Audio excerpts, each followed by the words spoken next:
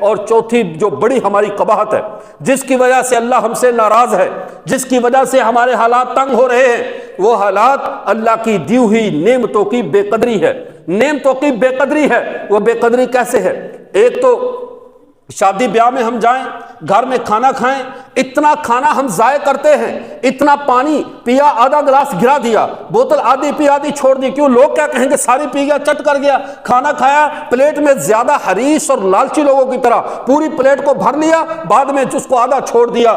یہ جتنا ہمارا رزق ہم اپنی خوشی غمی کے مواقع پہ یا عام زندگی میں جتنا رزق ہم ضائع کرتے ہیں، واللہ العظیم اگر ہم اس کو جمع کر کے غریبوں کے منہ تک پہنچانا شروع کر دیں، دنیا سے غربت کا نام و نشان مٹ جائے گا۔ آج صرف ہمارا اصل المیہ اللہ کی نعمتوں کی بے قدری اور رزق کا اسراف ہے۔ یاد رکھیے اللہ کے نبی صلی اللہ علیہ وسلم کے جو شریعت مطہرہ نے تو ہمیں یہی بتایا ہے کہ یہ رزق ایک ایسی چیز ہے، اللہ کی ایسی نعمت ہے جو ایک بار روٹھ جائے تو دوبارہ پھر واپس نہیں آتا۔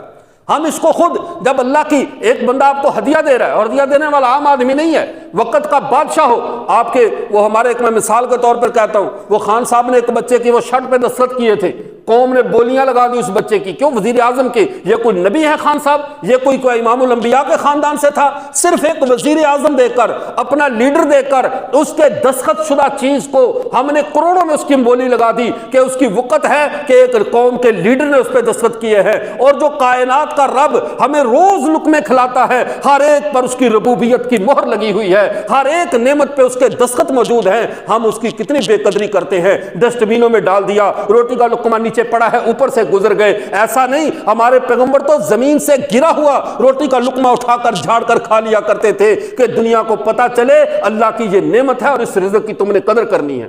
حضرت تھانوی علیہ الرحمہ نے یہاں پر عجیب بات لکھی، فرمایا جس نعمت کے بڑے حصے کی ہم بے قدری نہیں کرتے، جس نعمت کے زیادہ حصے کی ہمیں احتیاطی ہے، اس کا چھوٹا حصہ بھی بے قدری کرنا حرام ہے۔ ہمارے یہاں کیا ہوتا ہے؟ پیسے ہیں، کم پیسے جس کو ہم ریزگاری کہتے ہیں، ٹھپے لگا لو، روپے لگا لو، 10 روپے لگا لو، کہیں گر گئے پرواہ نہیں کرتے، ظاہر نیچے پڑے پرواہ نہیں کرتے، شادی بیاہ کے موقع پر اس کو پھینکتے ہیں۔ کیا یہ تمہارے رب کا دیا ہوا رزق نہیں ہے؟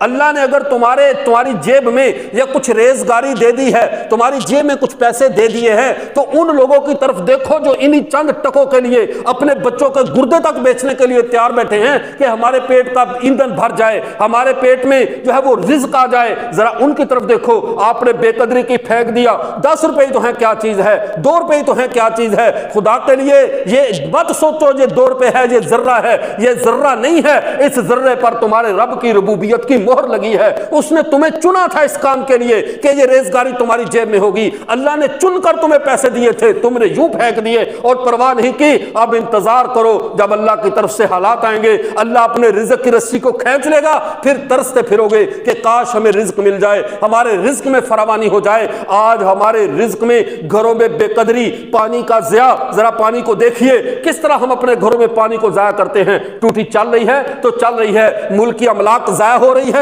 ہونے دو، پانی ضائع ہوتا ہے ہونے دو، رزق ضائع ہوتا ہے ہونے دو۔ اور پھر گلا کیا؟ مہنگائی، ڈالر اتنا اوپر چلا گیا ہے۔ یہ ڈالر اوپر نہیں گیا، ہم بہت نیچے گر چکے ہیں، ہم نے اپنے رب کی دی ہوئی نعمتوں کی قدر کرنی چھوڑ دی ہے۔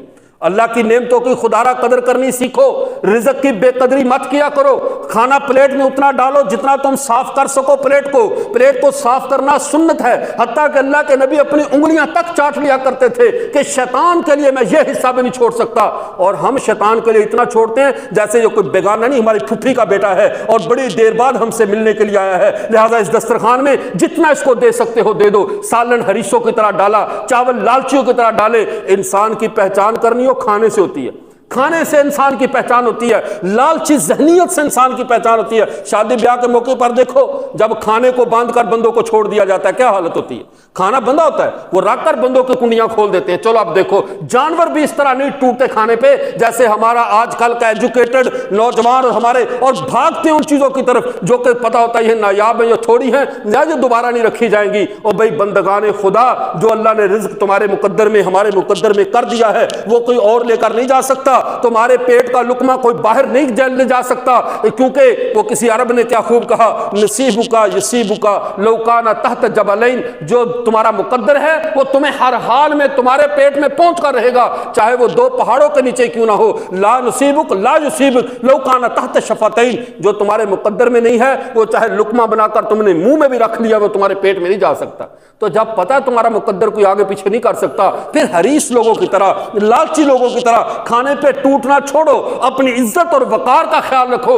آپ زمین پر خدا کے نمائندے ہو، خدا کے نمائندے جانوروں کی طرح خوراک پہ ٹوٹتے اچھے نہیں لگتے، جانوروں کی طرح رزق چھوڑتے اچھے نہیں لگتے۔ اتنا لو جتنا ختم کر سکو، گھر میں بچوں کو پابند کرو، ورنہ جاؤ ذرا بلوچستان کا سفر کر کے دیکھو، لوگ ایک بوند صاف پانی کو ترس رہے ہیں، اسی جوہر سے تھر پار کر کے علاقوں میں انسان پی رہے ہیں، اسی سے جانور کتے بلے اور بکریاں پی رہی ہیں، وہ بھی تو انسان ہیں۔ آج اگر یہاں صاف پانی میسر ہے تو اس کو ضائع مت کریں، اللہ کی نعمت کی بے قدری کرنی بند کریں۔ ٹوٹی کو گھر میں بچوں کو پابند کرو، موٹر چل رہی ہے چلتی جا رہی ہے، پانی پیا، آدھی منرل واٹر بوتل پی، باقی باہر گرا دیا۔